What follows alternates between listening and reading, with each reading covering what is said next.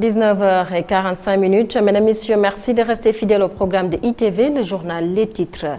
Koumpentoum, meurtre du commandant de la gendarmerie Tamsir Sané. Le comité sénégalais des droits de l'homme condamne et qualifie l'acte de criminel. Les poteaux électriques sapent la quiétude de certains, surtout en période d'hivernage. Un tour à Grand-Yoff nous permet de faire le constat. La population estime vivre tous les jours sous la menace d'une électrocution. Et puis levé du corps de Ahmad Amar à la mosquée de Point-E, politiques et industriels ont rendu un ultime hommage à l'homme d'affaires. Le patron de NMA Sanders se repose désormais à Darussalam dans la cité religieuse de Touba Mbacké. Voilà pour les titres. Le développement, c'est juste après ceci.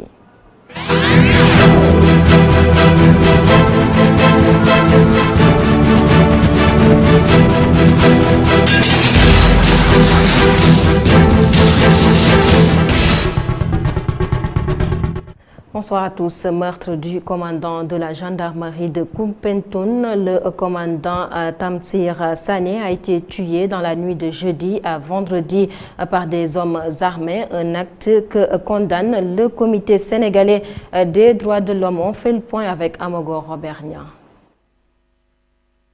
Face à la recrudescence de la criminalité, le Comité sénégalais des droits de l'homme propose comme solution le durcissement des peines, mais également le renforcement des moyens matériels des forces de sécurité. Avec ce phénomène de la délinquance criminelle, non seulement il va falloir renforcer les moyens matériels et humains de nos forces de défense et de sécurité qui assurent la sécurité intérieure et nos frontières, il faut vraiment renforcer leurs moyens matériels et humains, et le président de la République l'avait dit.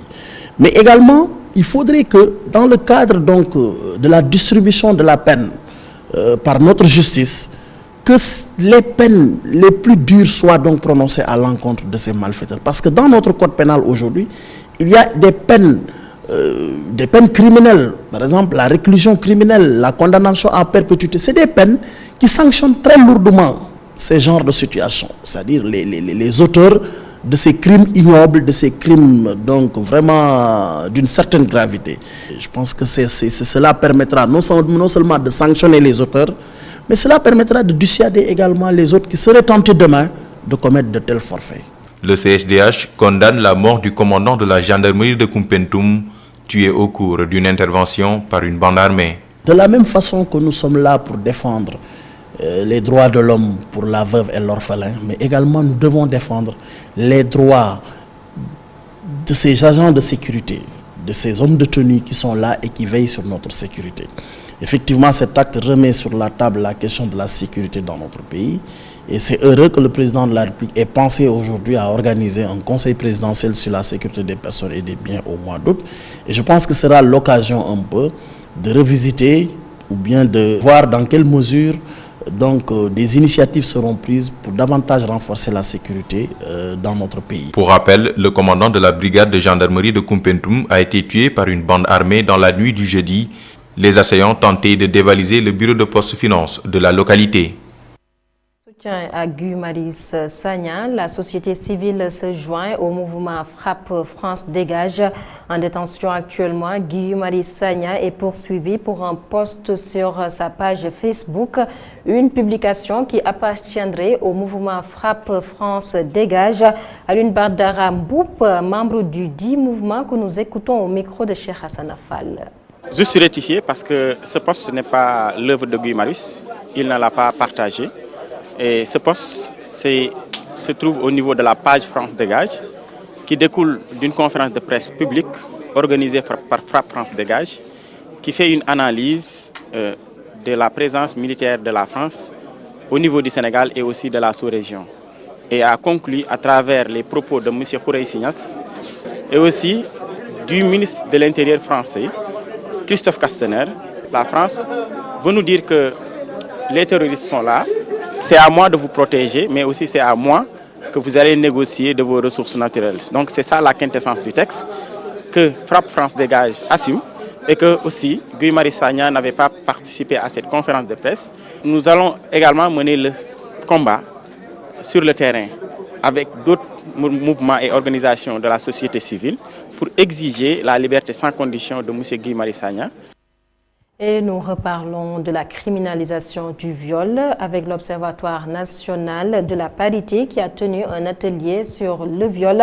Une occasion pour les membres d'encourager la volonté du chef de l'État Macky Sall qui a évoqué une criminalisation du viol. L'Observatoire veut également des modifications sur le Code général des collectivités locales. Nous écoutons à ce propos Fatou Diop, elle est la présidente. Nous l'écoutons au micro de Isidore Alexandre Sen.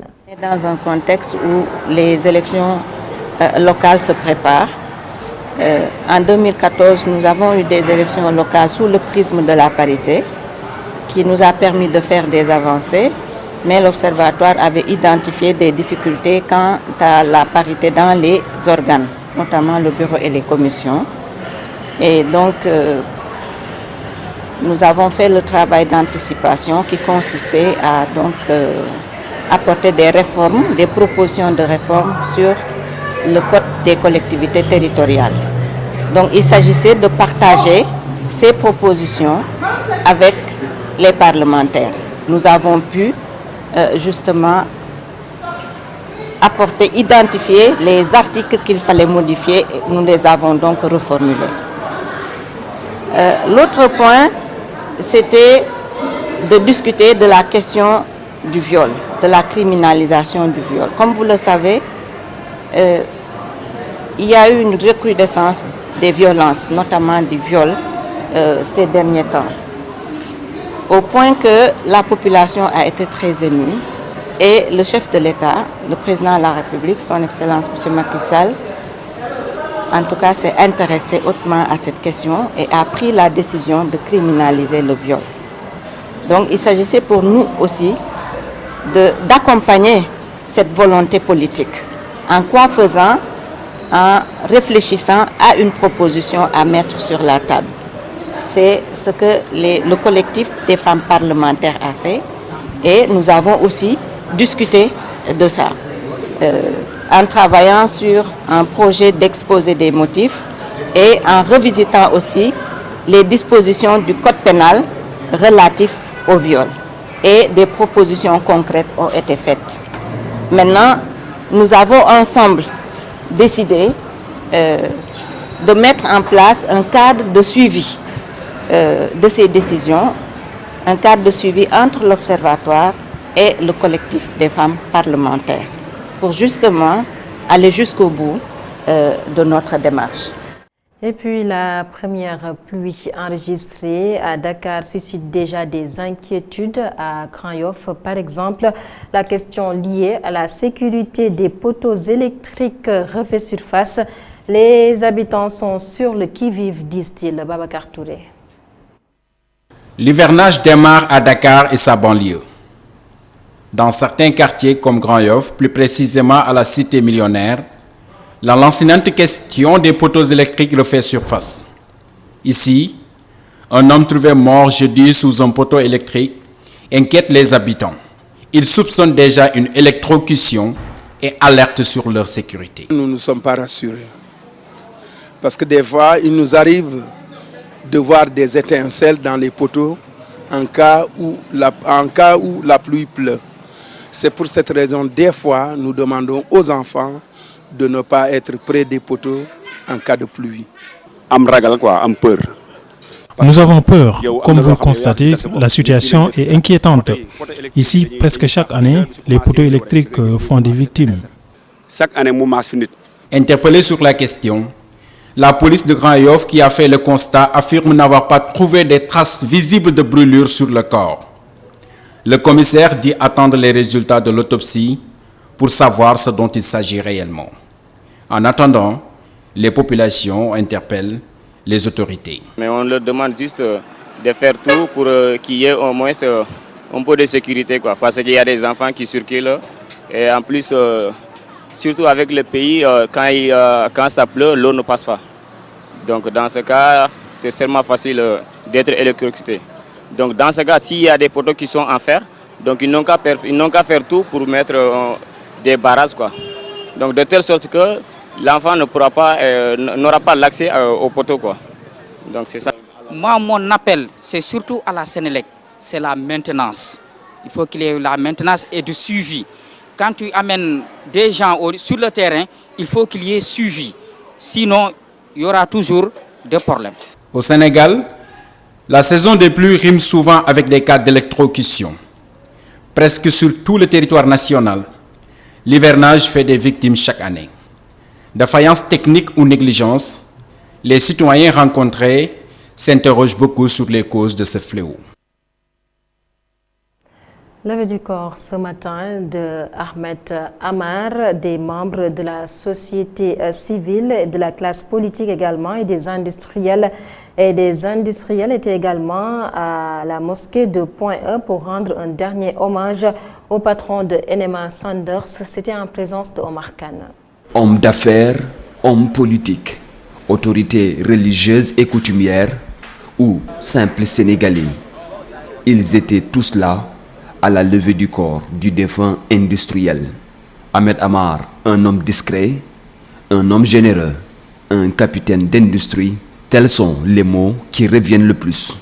Journaliers, permanents. Les journaliers, les permanents, nous tous nous prions pour le repos de l'âme de Ahmed Amar. Ahmed Amar a été notre chef. C'est lui qui nous donnait nos salaires, nous et nos enfants. Donc, ce avec quoi nous vivons, c'est par la grâce de Dieu et Ahmed Amar. Nous prions pour le repos de son âme.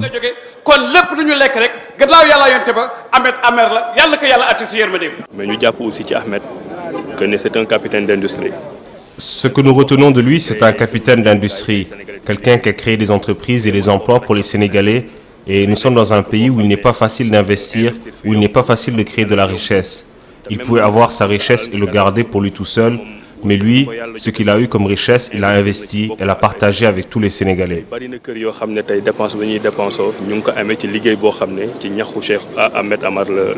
C'est avec une forte délégation que le chef de l'État s'est fait représenter.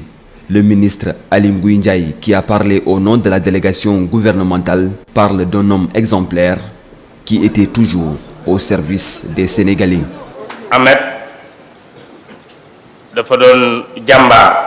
Ahmed était un homme brave et très brave dans le domaine où il évoluait, parce que nous qui le connaissons et qui le connaissions bien avant aujourd'hui, savons que c'est un homme brave et courageux qui nous a quittés.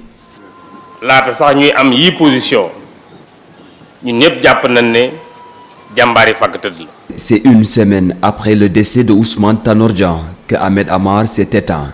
Une succession de faits qui doit faire réfléchir hommes d'affaires et autorités politiques, selon Serigne Bassirou Mbacké. Tout le monde doit méditer sur ce qui s'est passé ces dernières semaines. Si la vie n'était que le pouvoir et des postes, Ousmane Tanor Dieng, que Dieu ait pitié de son âme, ne nous aurait pas quittés.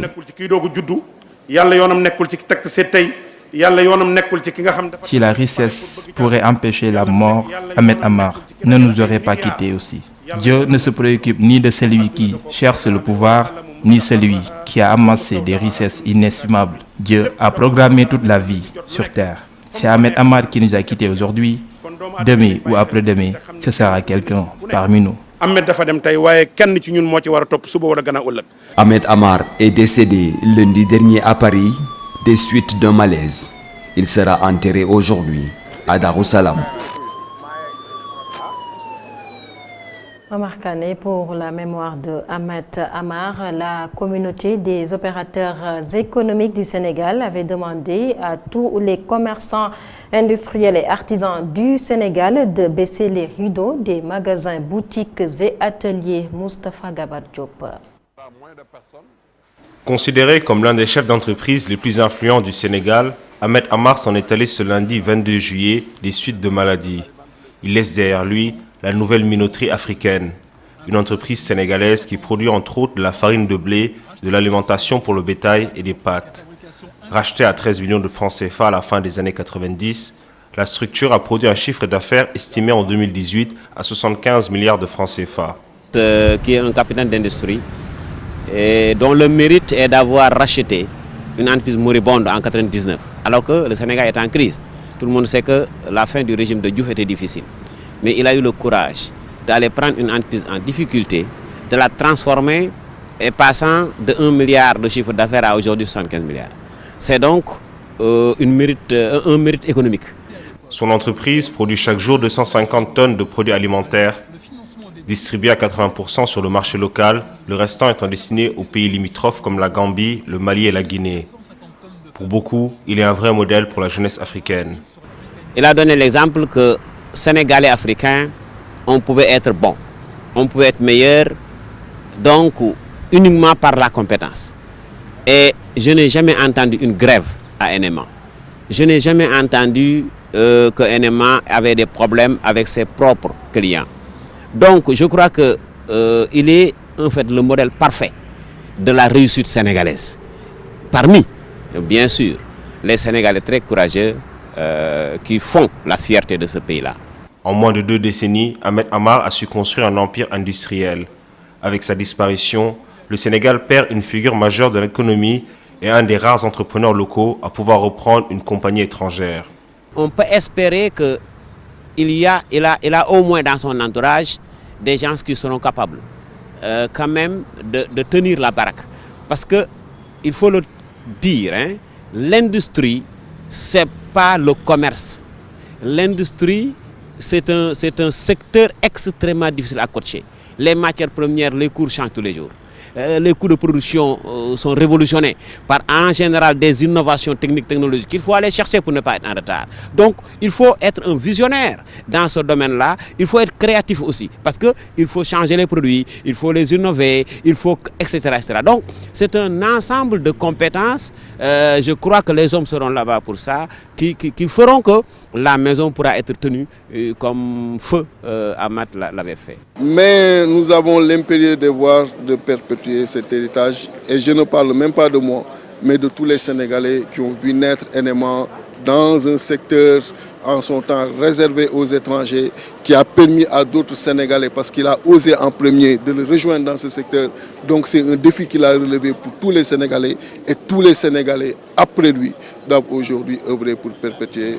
Ahmed Amar était également actionnaire dans la Banque nationale de développement économique et l'un des principaux initiateurs du syndicat professionnel des industriels du Sénégal. À présent, direction l'université Cheikh Anta Diop de Dakar et c'est pour voir les conditions dans lesquelles les étudiants révisent les cours, surtout avec la chaleur qui sévit actuellement à Dakar. On fait le point avec Youssouf Konté. Bois sacré, c'est le nom de ce lieu qui refuse du monde en cette période de forte chaleur. Certains étudiants apprécient ce bois sacré à sa juste valeur. Vous savez qu'actuellement nous sommes en période de chaleur, il fait un peu chaud, donc il y a tout et que vous voyez là, le cadre est un peu parfait. On a assez d'espace pour pouvoir travailler avec beaucoup de sérénité et avec beaucoup de calme. C'est la raison pour laquelle nous sommes là en train de réviser et de revoir les cours. Cette étudiante a quitté les Parcelles Assainies pour mieux se concentrer. Bon, moi je quitte Parcelles Assainies pour venir ici à l'université pour réviser parce que bon, chez moi, je ne peux pas me concentrer pour apprendre. Bon, je préfère venir ici parce que c'est calme, il n'y a pas de chaleur comme vous le voyez. On se concentre au maximum, on apprend et ça passe. Cette bibliothèque universitaire communément appelée BU se voit vidée de ses nombreux occupants, à savoir ses étudiants. Aujourd'hui, il se rue plus vers ce bois sacré. Raison pour laquelle nous sommes venus ici, mais aussi il est très calme par rapport à la BU ou bien à l'intérieur du campus pédagogique. Il y a beaucoup de bruit là-bas. Oui, BU, il fait chaud actuellement vraiment, parce que les ventilos ne marchent pas. C'est pourquoi nous sommes venus ici à cette heure pour apprendre. Un lieu pas comme les autres, il constitue une véritable source de motivation pour certains. C'est le cas de cette étudiante en journalisme.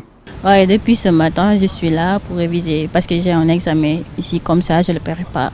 Comme vous voyez ici, il y a des gens, à chaque fois que vous venez ici, vous trouvez ici des gens. Raison pour laquelle les gens que je vois motivent. Ça motive de rester ici jusqu'à cette heure.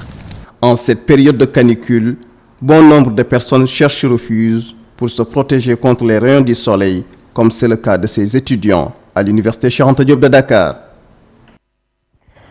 Une note de culture à présent, projection de films documentaires dédiés à Serigne Mansour Sy, Borom Daara J. À travers ce film, la vie et l'œuvre du saint homme a été revisitée. Cheikh Omar Sy et le réalisateur, nous l'écoutons au micro de Ibrahima Kamara. Vous savez, nous on a connu Serigne Mansour depuis le plus jeune âge et à chaque fois qu'on tape maintenant sur internet, on va Serigne Mansour Sy, Borom Sañse bi, Serigne Mansour Sy, Borom Limousine bi, alors le sobriquet Borom Daara J tendait à disparaître. On ne savait plus à quoi on se référait pour dire de Serigne Mansour qu'il est le Borom Daara J. Et nous nous sommes dit qu'il y a un travail qu'il fallait faire et essayer de rappeler aux Sénégalais et puis rappeler au monde entier qu'est-ce qui faisait qu'est-ce qui constituait le quotidien de Serigne Mansour. Il y avait un conflit de 40 ans, une mosquée qui était fermée depuis que les Coïsiens avaient fini de construire cette mosquée-là dans les années 80. Et c'était depuis 67 la construction de cette mosquée. Ils avaient fini ça dans les années 80, mais ils ne pouvaient pas l'ouvrir. Pourquoi? Parce que les sorciers disaient que les Diola n'allaient pas diriger la mosquée. Les Diola disaient que les sorciers n'allaient pas diriger la mosquée. Lorsque Serigne Mansour arrivait aussi en Casamance, les gens étaient restés sur leur position. Il a eu à user de toute sa diplomatie religieuse. C'était un peu dur, mais finalement, ils ont accepté l'alternance. C'était un imama alternatif.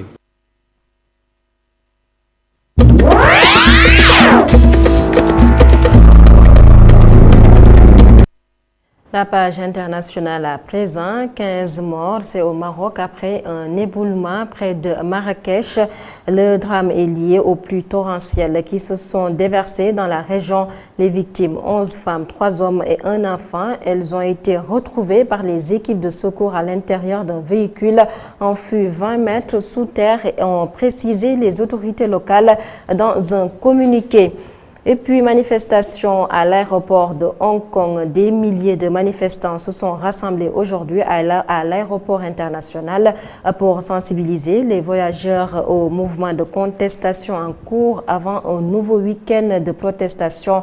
Le mouvement est parti du rejet d'un projet de loi visant à autoriser les extraditions vers la Chine continentale où la justice est sous l'influence du Parti communiste, mais certains manifestants exigent désormais des réformes démocratiques.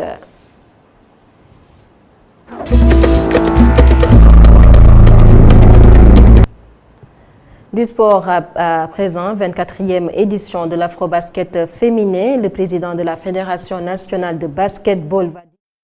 Le comité local d'organisation, Maître Babacar Ndiaye, a dévoilé quelques points stratégiques pour une bonne organisation de la compétition. Une compétition prévue du 9 au 18 août 2019 à Dakar Arena. C'est à Diamniadio, le compte-rendu de Isidore Mumbikabou. Le ministre des Sports a installé ce matin le bureau du comité local pour l'organisation de la 24e Afrobasket féminine. Par le biais du directeur du cabinet du ministère, le message du ministre des Sports absent reconduit le président de la Fédération de basketball en tête de l'organisation. Je remercie également le ministre des Sports, M. Matar Ba, pour cette énième confiance renouvelée à travers ma modeste personne. Dire également que nous tâcherons de ne pas décevoir cette confiance.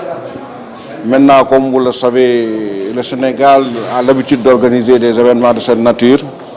Les autres dispositions, la fédération avait déjà commencé à prendre des dispositions pour l'organisation matérielle de l'événement. Donc je peux vous dire qu'au moment où je parle, je pense que les choses se passent normalement. Une particularité cette année, le tournoi va se tenir à Dakar Arena, d'où la nécessité d'une campagne de sensibilisation. Nous allons préparer le tournoi de Dakar qui aura lieu les 3, 4 et 5 août. Nous comptons démarrer le tournoi à Marius Ndiaye pour sensibiliser davantage le monde du basket, pour faire de la promotion et de la communication sur l'événement. Déplacer des supporters de Dakar à Diamniadio demande des moyens logistiques et le comité a déjà pris les devants. Maintenant, il y a des dispositions pratiques à prendre. Nous avons déjà rencontré le directeur général de Dakar Demdik. Nous avons également écrit à AFTU.